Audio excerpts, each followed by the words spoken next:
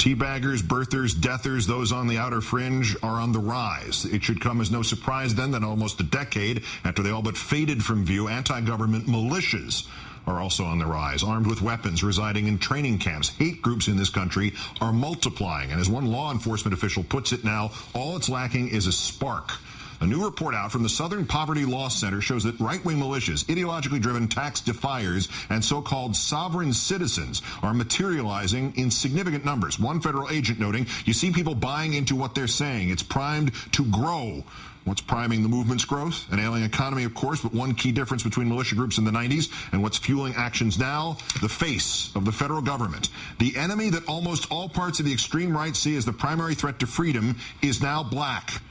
Another key factor, a changing demographic. Contributing to the racial animus have been fears on the far right about the consequences of Latino immigration. But hate groups are not the only problem. Federal authorities are also focusing on those who may be contemplating politically charged assaults and acting alone. The FBI's Lone Wolf Initiative, launched to prevent single acts of hate-fueled violence, like the fatal shooting of 3 Pittsburgh police officers, or the killing of a black security guard at the Holocaust Museum in D.C., or, of course, the assassination of Dr. George Tiller. Joining us now, Mark Potok, the director of the Intelligence Project for the Southern Poverty Law Center. Thanks for some of your time tonight, sir. And thanks for having me, Keith. I appreciate it. These recent events that I mentioned, don't they prove that we're already seeing the kind of violence happen that's sort of being predicted retroactively? It absolutely does. I mean, you know, the spate of real terrorist incidents that we've seen since Obama's election are quite remarkable.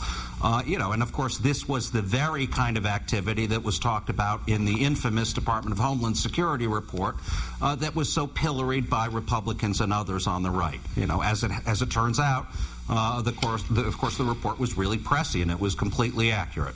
That report, mocked as you suggest by conservatives, what is going to have to happen for the right to take that sort of stuff seriously and to view this from a national security point of view as opposed to a political opportunistic point of view?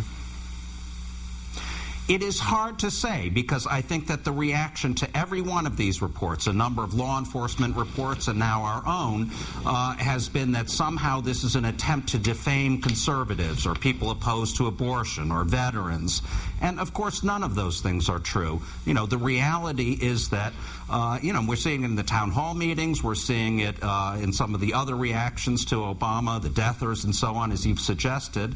You know, the reality is that there is an immense amount of totally false propaganda out there, and much of it is coming from the militias or similar groups.